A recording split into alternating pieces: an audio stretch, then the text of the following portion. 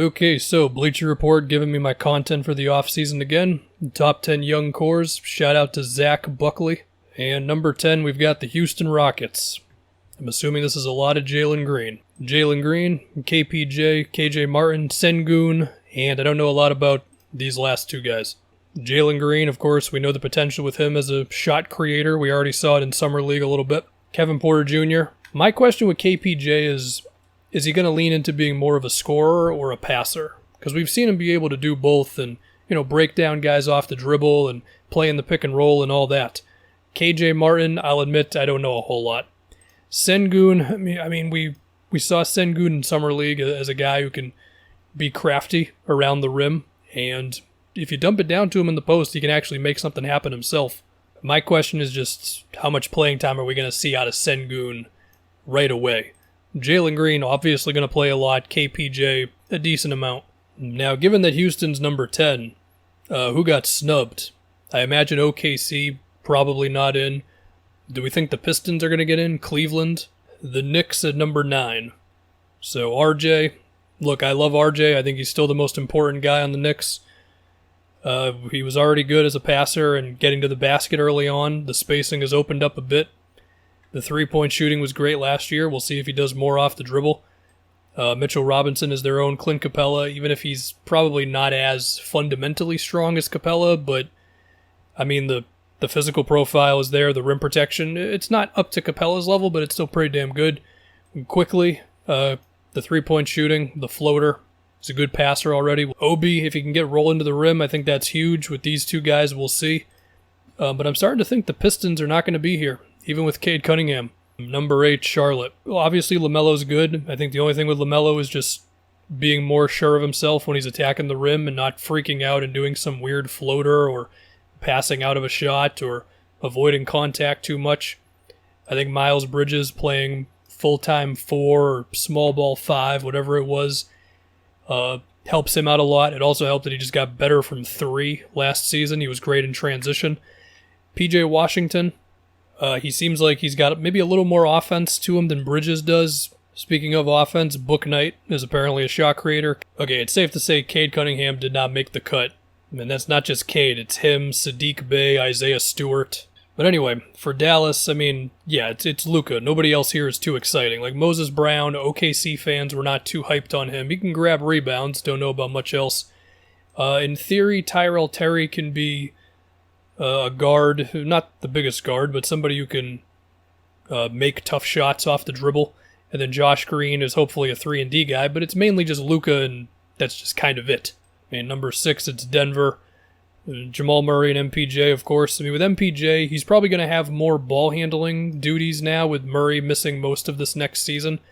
This past year, he was mainly just benefiting off of the Nuggets swing offense and Jokic. I don't want that to sound like I'm taking anything away from MPJ. He's a great shooter. He's a great finisher. And I think he can handle more responsibility off the dribble. But we're also going to have to see. And then the other interesting one, it still kind of remains Bol. I mean, I don't know. If he's a center, then he's not going to play a super lot, given the Jokic is ahead of him. If he's a power forward, then he's got to be able to guard on the perimeter more, and I just don't know if he can do that enough. Murray and MPJ, is that more exciting than Luka over the next however many years? I mean, to be honest, I'd rather just have Luka, but I guess it's not crazy. Now we got Phoenix at number 5. Booker, DeAndre, and Jalen Smith. Why is Mikal Bridges not in here? I'm pretty sure Booker and Bridges are like the same age. Why would Bridges not make the cut?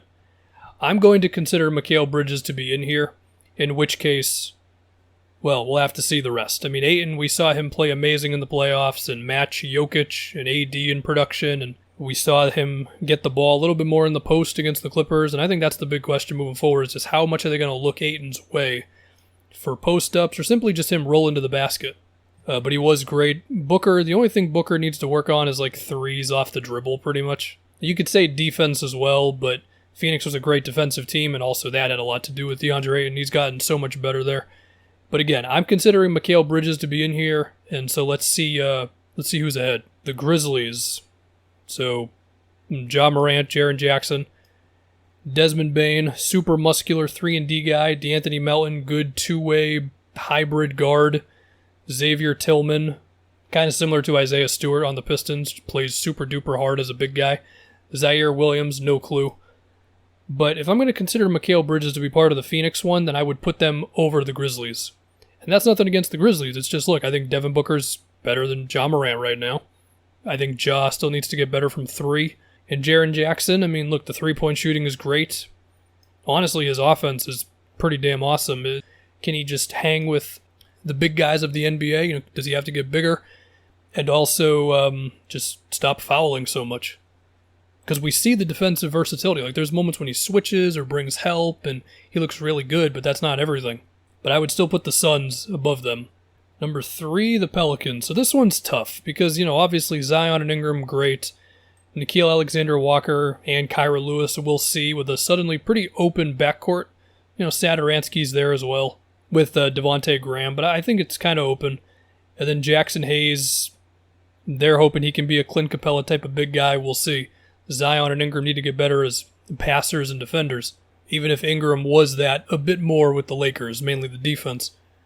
But it's like, these guys have not had a lot of success, and you can say the coach and roster construction, but at a certain point, I think some of it has to go on these two, and you put them ahead of the Grizzlies, who have just been better than the Pelicans. They made the playoffs, of course, with Jaren Jackson missing most of last season.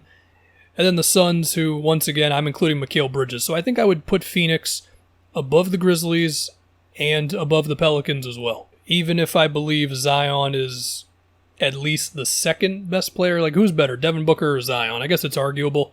Anyway, number 2, we have my Celtics. I mean, Tatum and Jalen, that's great. If you're comparing Tatum and Jalen to Booker and Ayton, you probably go Celtics just because I think Jalen's like a little better than DeAndre Ayton. If I'm going to include Mikal Bridges, then I think the Suns take over number 2 over the Celtics, and I do think Mikal Bridges should be included. As far as the rest of them, I mean, they just gave Time Lord that contract, which I think is fine. I think it was affordable. Pritchard, I've already said it, I think he could be like Hawks, Jeff Teague, good like 15 and 6 or whatever, good 3-point shooter, all that. And Nesmith has potential to be one of the best shooters in the league. And then for number 1, the Atlanta Hawks, okay? It is a lot of guys. I mean, Trey, he definitely went up to a different level with that playoff run. John Collins, post-ups, he's gotten better from 3. Can do his own work off the dribble. Obviously, he's an alley-oop target. We'll see if they get him more involved. DeAndre Hunter has the potential to be a versatile defender who can also create his own offense. Kevin Huerter, already one of the better shooters in the league. We're going to have to see if he goes to a different level, whether that's them encouraging him more or him just simply going more unconscious. We'll see. Cam Reddish, defense and ball handling. We'll have to see if he can make shots consistently. Okongwu was honestly kind of impressive in the playoffs. Like, he held up, I think he held up defensively pretty well against the Bucks. I don't know if the on-off numbers suggest that, but it just seemed like he knew what he was doing there, which makes sense because he was talked about as a very good defender coming into the NBA. Jalen Johnson, I have no idea. To be honest, I would probably still put Phoenix number 1 if I'm including Mikal Bridges, and again, I don't know why he isn't in there because him and Booker are the same age, I'm pretty sure.